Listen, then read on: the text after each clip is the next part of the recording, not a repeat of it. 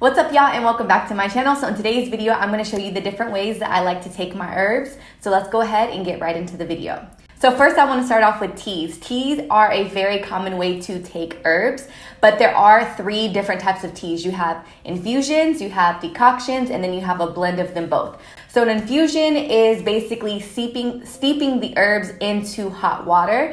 Infusions are made with a softer part of the plant because steeping them in hot water is enough to extract all the medicinal properties from the herb to get the most out of it in your tea.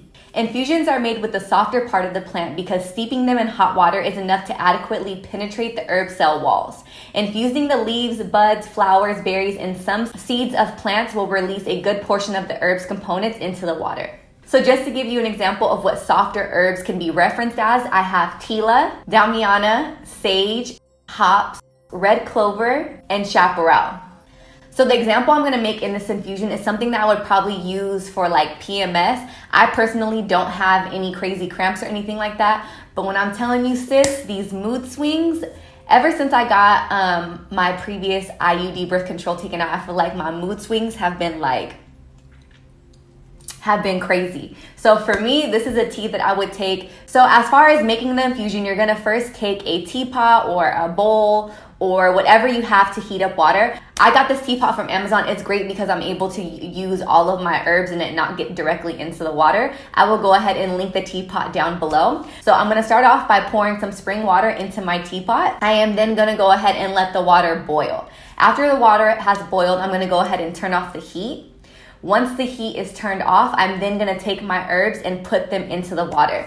The infusion method that I'm referring to can be found in this book. I will go ahead and link this book down below in the description box as well. But according to the book, you're gonna wanna use 1 tablespoon of dried herbs or 1.5 tablespoons of fresh herbs for every 8 ounces of water. So now I'm gonna go ahead and add 1/4 teaspoon of tila. Tila is good for the immune system. It relaxes nerves, relieves depression, it treats insomnia, fever, headaches, migraines, inflammatory skin conditions, and the liver and the gallbladder. I'm going to be using 1/4 teaspoon of sage, and sage is going to be something that I'm going to be using to cleanse, to calm. Sage is a very calming herb and it can help you relax. It's also great for menopausal hot flashes as well as reducing the inflammation in the body. Then I'm going to use 1/4 teaspoon of hops. Hops can break up inflammation, relieve pain, promote digestion, urination, and appetite. It also can help with sleeping disorders. It could reduce anxiety, tension, and help with ADHD, irritability, and nervousness. Then adding 1/4 teaspoon of red clover. Red clover is used as a blood purifier and it also helps with menopausal symptoms. Red clover is used for estrogen properties, a blood purifier, and used to break up calcification in soft tissue and to clean the lymph system of fluid waste. And now I'm going to use 1/2 teaspoon of blue vervain. Blue vervain is one of my favorite herbs. It's one of the first herbs that I actually started using. And I'm telling you, I feel like this herb is just a mood enhancer. It's a happy herb. It just makes me feel good. And it's directly used for menstrual cramps. It can help increase the milk production in women who are breastfeeding. Now I'm going to just take a spoon and make sure that the herbs are completely submerged in water so that the heat can do its work and extract all of the medicinal, wonderful things that these herbs have to offer. I personally like to steep my herbs for 45 to 60 minutes. Obviously, the more that you steep the herbs within a temperature that's going to actually extract without harming the herb's medicinal purposes, the longer you do it, the better it's going to be. The longer they steep, the more chemical components will be extracted as long as the water is hot. The darker the water, the stronger the infusion will be. Most often, I actually make my teas at nighttime, and then the next morning, I just heat them up slightly, and then I'll have it in the morning so that I have like a full 8 hours, 10 hours of the herbs just steeping so that all of the properties can be extracted out of the herbs and I get the most out of my tea. According to this book, these infusion herbs, these softer, more delicate herbs cannot be heated too high. Each herb is different, so I can't give you an exact temperature. So you're gonna always wanna make sure that you're using your softer, more delicate herbs and you're steeping them rather than boiling them and thinking that you're gonna get more. After a certain temperature, you're actually stripping the herb from its medicinal properties by overheating. And then when I am done with my herbs, I like to always return the herbs back to the earth. This is also a really good way that you can fertilize your plants and even your outdoor garden. The next type of tea that I'm going to be showing you is a decoction. So a decoction is made up of more dense herbs. Decoctions are similar to infusions, but they use tougher parts of the plants like roots, twig, and bark. These parts of the plants are harder and tougher. Pouring boiling water on them will release only a small amount of the herb components. Decoctions involve boiling and simmering these parts of the plant so that you can effectively extract the chemical component. Giving you some examples of some herbs that can be used for a decoction are dandelion, yellow dock, burdock root, and sarsaparilla. And blending these herbs together is going to be an example of a decoction that's going to be kind of like a general cleanse. I'm going to be using 1/2 tablespoon of burdock root. Burdock root is a blood purifier, liver cleanser, and kidney cleanser.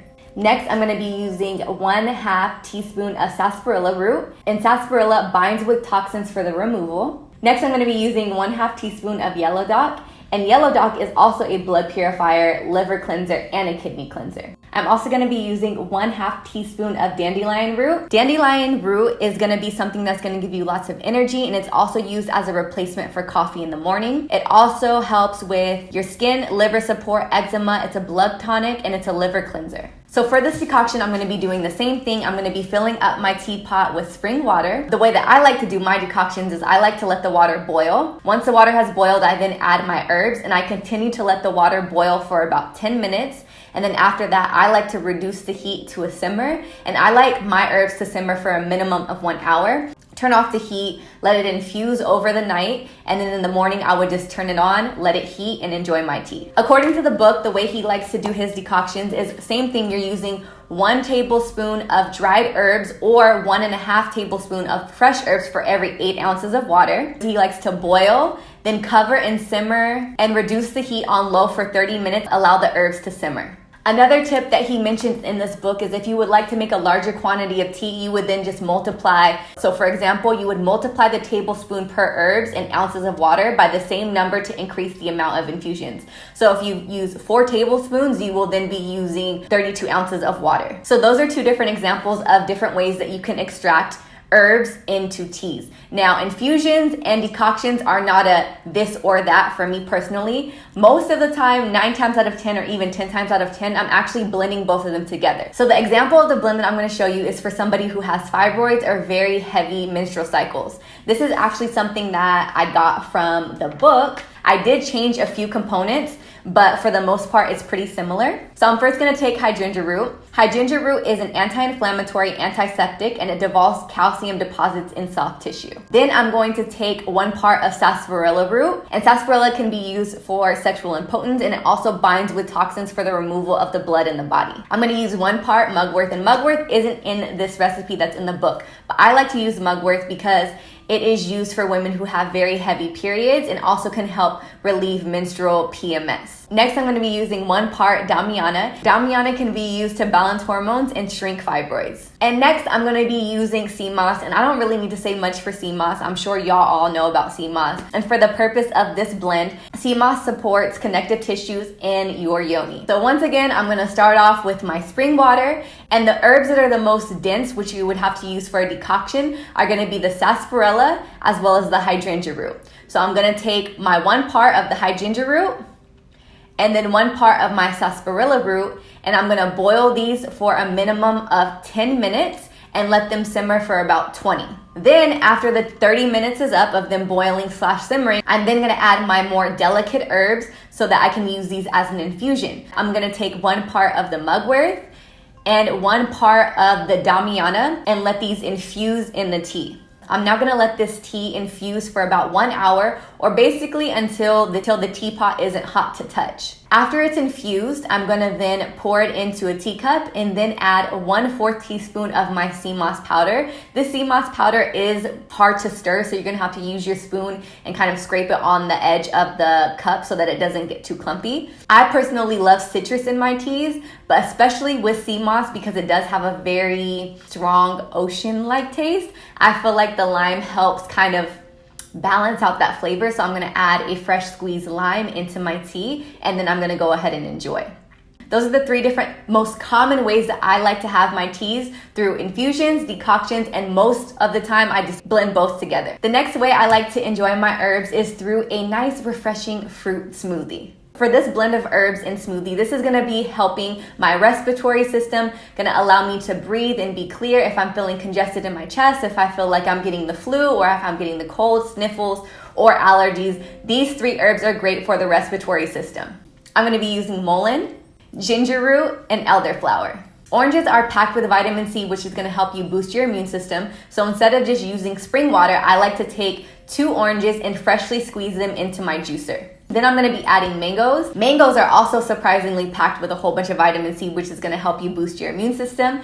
Then I'm going to add blueberries, and blueberries are very high in antioxidants. Now I'm gonna take 1/4 teaspoon of mullein. Mullein has anti-influenza, antibacterial, antiviral, and anti-inflammatory components. It is directly used to help treat and boost the immune system and remove mucus from the respiratory tract and the lungs. Now I'm gonna use 1/4 teaspoon of ginger root, and ginger root is an anti-inflammatory and it's gonna help boost the immune system. Then I'm gonna be using 1/4 teaspoon of elderflower. Elderflowers are a different part of a plant to something that people commonly use for flus, which is elderberry. This is also an anti-influenza and anti-inflammatory, and it's gonna help boost your immune system. Then I would blend these all together and serve. The next way that I like to take my herbs is use them in breakfast or soups or things like that. Depending on the herb, because not all herbs are the best tasting, but you have your herbs that are more bitter and more potent, and then you have some of your herbs that are gonna be more nutty and more earthy. Depending on your taste buds, these might blend very well with some of the things that you like to make day to day. So I'm gonna go ahead and show you an example of an amaranth bowl. Amaranth, as I've mentioned in other videos, is an alkaline grain. These are native to the Mayans, and it is completely alkaline. It's a great source of fiber and a great source of protein. On my amaranth bowl, I would then like to add some hemp seed. Not only is hemp seed a complete source of protein, but I also really like the texture that it gives my amaranth bowl. Then next, I like to add flaxseed, and flaxseed is very high in fiber and it's also high in estrogen. And then for a little bit of sweetness, I like to add my strawberry puree. And now for the herbs, I'm going to add 1/4 of a teaspoon of ashwagandha and 1/4 teaspoon of maca. These herbs are both adaptogens, and for this meal, this is something that I would have as an energizing post-workout muscle building meal. Ashwagandha is known to balance the stress levels, and maca can help with gaining weight. Both of these herbs are also used to balance out hormones, boost testosterone, and also help with estrogen levels. Another way that I have incorporated herbs into my cooking is in one of my alkaline videos. This is a soup that I made, and this is great because for people who don't necessarily want to take their herbs, but you kind of have to slip them in and sneak them in, this is a soup that I make whenever I feel like I'm getting sick. And when I add sea moss and bladderwrack and some lime, you can make a really healthy broth for a soup. If you guys are interested in checking out this video to its entirety, I will go ahead and link it down below in the description box. Honestly, mixing herbs directly in food is something you kind of have to play with, especially with people having different taste buds. It could be a fun way to get creative with your cooking so that you can give your family, friends, loved ones, or even yourself the medicinal benefits of these herbs in your day-to-day food. And the next and final way that I like to take my herbs is in capsules. This is probably the most common way that people take herbs. In this book, he kind of stresses that he personally doesn't like buying capsules because there's been instances where capsules have been bought and they've been tested by labs and they've come back to not actually have what's stated that is in the capsule. And the way that I see it is plants all have a natural cycle just like all natural things in life. For example, somebody can tell you that they're giving you Damiana capsules, but if the part of the Damiana plant is taken when it hasn't reached its nutritional capacity, then yes, it's Damiana, but it's not a very potent form of Damiana. So just for example, in a simpler complex, I'm gonna actually probably do a video on this because I feel like it's a tough subject to kind of cover, but take it as this. You have a but I'm gonna try to explain it because it's gonna bother me. So take it as this. You have a bush and it's a rose bush, but it's the winter. So if you pick the rose bush right now in the winter time and you try to give them to your significant other, your mom, or for yourself, or try to put them in a vase in your house, there's not going to be rosebuds on the rose bush. It's still going to be rose, but it's not going to be the rose that you're used to receiving. Same thing for herbs. People can pick out of the Damiana plant or the hops plant, but if it's not in the nutritional cycle of where it's at its highest form with the nutritional benefits, then you're not really getting what you're not really getting out of it what you're buying it for, if that makes any sense. I will do a whole video on that just in case you guys don't understand what I'm saying. But in this video, he actually likes to buy the herbs in bulk and then blend them down himself. So in this video, I'm going to make antiviral capsules. These capsules are going to be great for sexually transmitted diseases, viral infections, inflammatory infections, and things of that nature. So I'm going to be using cat's claw, chaparral, and yellow dock root. First, I'm going to take 1 teaspoon of yellow dock root, then blend that next to 1 teaspoon of cat's claw.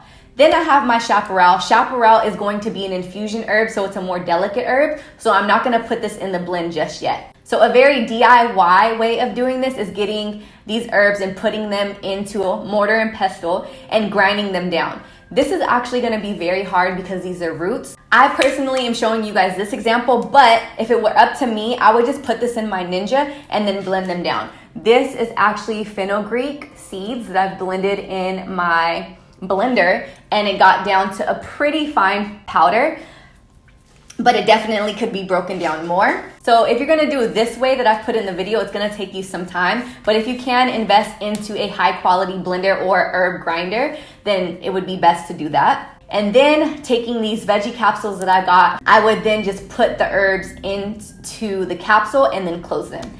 This is a very DIY way of doing it. I personally have a herb capsule maker. If you guys want a video on a more effective way to do it, I will go ahead and do that for you.